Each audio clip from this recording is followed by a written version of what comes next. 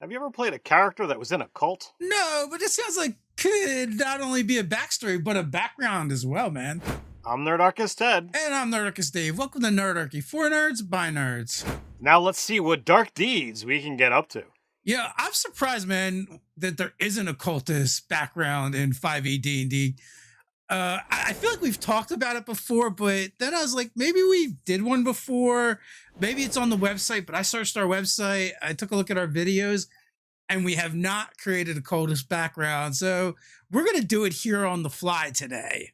All right. Now, it does ask the question, like, could you just say, well, I take the acolyte background, and as opposed to being a indoctrinated into a legitimate religion, you're indoctrinated into a funky cult? At first, I was saying, yes, that sounds about right.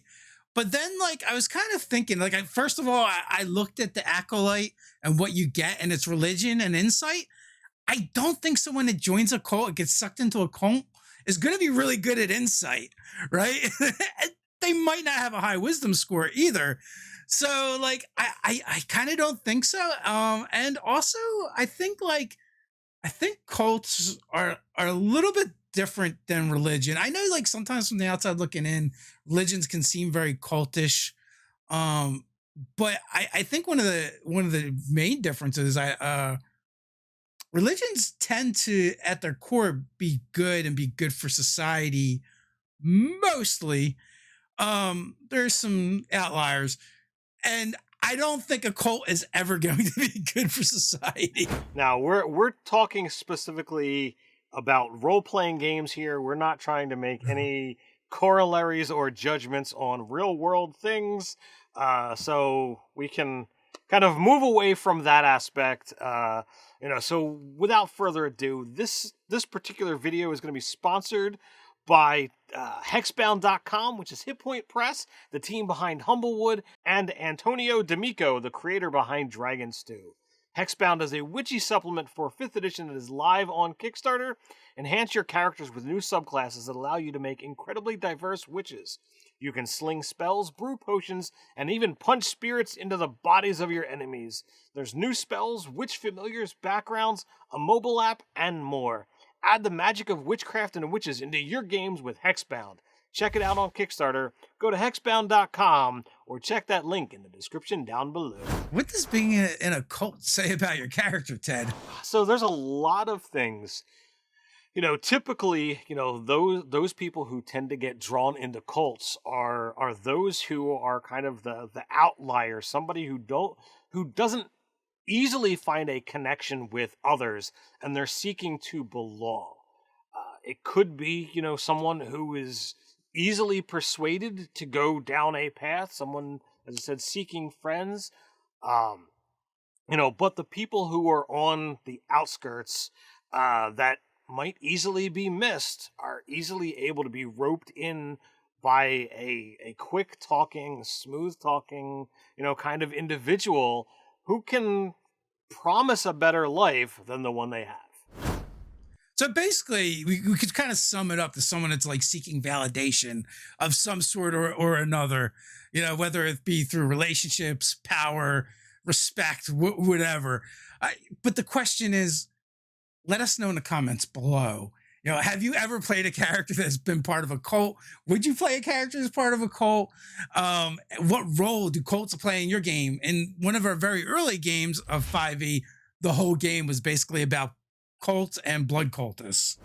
If you'd like to help out Nerdarchy and appease the YouTube algorithm, do all the things that make YouTube happy. Like, share, subscribe, click that notification bell, all the fun things. And a quick reminder, we drop Nerdarchy videos every Monday, Wednesday, and Friday, so come on back to the channel and see what we got going on. All right, so we kind of did some rough, preliminaries on what this, background is going to look like. But we know that as a background, you're going to get access to skills, tools, languages, equipment, and a feature. So let's kind of go down in that typical order. So I would start before that too, and just mention the fact that, even though you can take, even though you take the cultist background, you may no longer be a cultist. You could be a former cultist. You could be a deprogrammed cultist. So there's those avenues, or you could still be in the thick of it. You still believe what you believe. Maybe you're playing a warlock, and you're more cultist than cultist can be.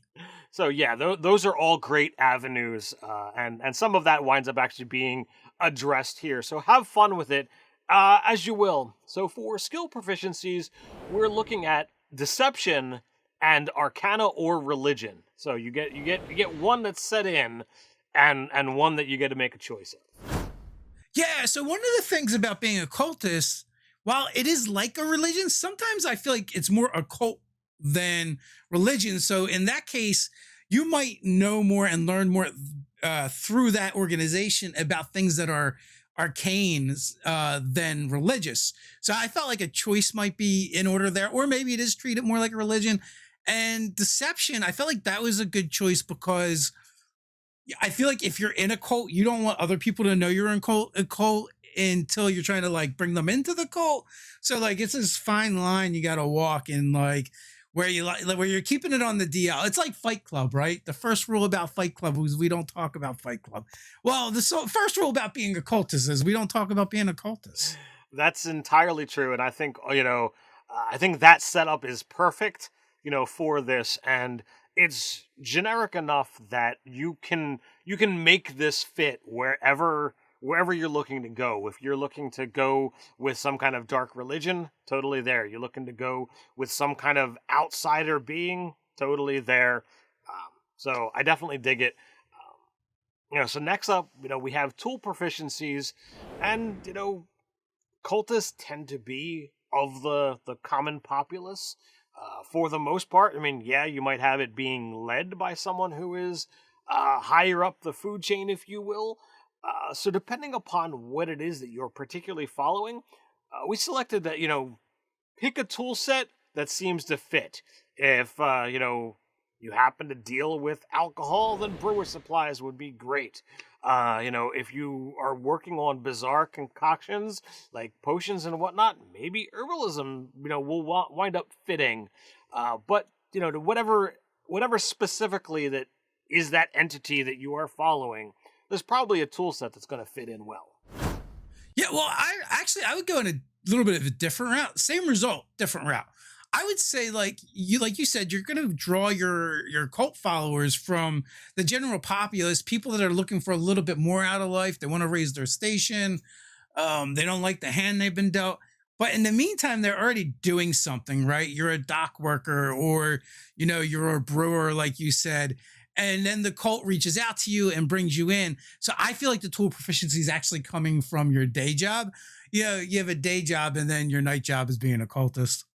Okay, I mean that could easily work as well. So next up we have languages, and I believe this is your territory. You say choose one that's exotic. Yeah, choose one exotic: abyssal, celestial, deep speech, draconic, infernal, primordial, sylvan, or undercommon. I literally just lifted this from I think it's the haunted one. But it just makes sense. Like in that case, like something happened to you, you're in contact with these weird things. In this case, like your religion is, is the weird thing. So you learn the secret language. And also, it's actually a good way to like separate yourself from others is by having this shared language that most people don't speak. I mean, the medical profession is kind of the same way, where they use kind of arcane language to talk to each other that's very specific. And if you're a layperson, then you may not actually not if you're a layperson, you may not actually know what they're talking about because they're using terminology that's unfamiliar to you. So I feel like a cult might do the same thing. It makes their people feel special because we're all speaking in abyssal or deep speech, and the normies have no idea what we're talking. It's just a way to elevate them above it. And also you may have the function of just communicating with, or the text that your religion is written in, the cult writes in, is that particular thing. So that kind of made sense to me. And I think the great part about this is I love when a background offers an exotic language, because that's something that a DM is going to see that, note it, and use it later on. So even if you joined the cult and had moved on, well, perhaps in the time frame that you were there, learning this language winds up giving you a leg up to a problem that you're going to face in the future, and it winds up becoming part of the pattern that helps guide the characters and solve the things that you were forced to deal with. Now, it's all engineered on the papers, off screen, but it could be cool to be able to look at that, well, had you not joined that cult, we would not have had access to this language, and we never would have been able to solve this mystery and save the world. Woo! That sums it up. So I've basically got a costume, whatever your outfit for the cult group would be, a dagger, 10 candles, an emblem with the cult symbol, and a pouch of 10 gold. Yeah, so I like this. You put together a nice equipment list here. I love the outfit, right? Costume. It's like you get your standard issue set of brown hooded robes with the belt. Of course, you need that in order to do cult things. Well, the costume is an equipment line, out of the player's handbook. And it definitely fits. Whatever that is, are you a cult of jesters and you've got, this, weird jester costume, or is this more like, that sacrificial cult where everyone wears, blood red robes and, sash of black, or, whatever, whatever that costume is. You got the 10 candles, so for doing rituals, your dagger, so you prick your finger and add blood. The emblem of the cult symbol is something you can flash to other people. So if they see it, they'll be like, "Oh, you're cool too. I'm cool. We're all cultists. Woo, go Cthulhu." So yeah, it definitely works. 10 pouch of 10 gold pieces is pretty standard. Next, that brings us to a feature. All right, so this one didn't actually name what we have here. But basically, if you're going to be connected, these are, your blood brothers, for all intents and purposes. So you have a series of contacts in your home city that you are or were formerly part of the same group. These former accomplices are willing and able to pass along information they know or hide you from the law if need be. So if you kind of are still in good favor, with these people, you can just be like, hey, look, I need a place to crash. I need a place to hide away from the law for a night. And, you just, flash that holy symbol or flash that emblem, and, they bring you in. And it might be a weird experience for the non-cult members as the rest of you kind of sit there and have a long conversation in Infernal or Primordial or whatever it is your language is. While the rest of the party is like, oh my God, what's happening here? I just gave him our dinner order. Yeah, I mean, that would work. Or maybe one where, like, whenever you're in a city or any place of civilization, what signs to look for when it comes to cults and the occult. So essentially, where to investigate and who to ask questions of in order to find cultist activity in any known places. Something that I might go with as well. I would definitely change it from your home city, just because then it's not useful universally. And I feel like most of the background features are universally useful, so it wouldn't be like one specific location. Hey, the cult's all over the place.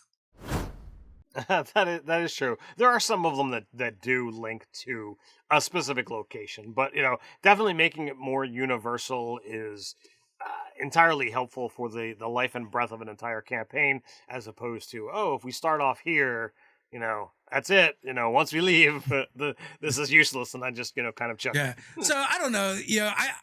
I think I would probably have fun playing with this. It's something cool to play around with. Like I said, we're super surprised that there wasn't anything like it before. Here's another video where we talk about cults and cult leaders making super cool villains for your game. You can check that out up here somewhere.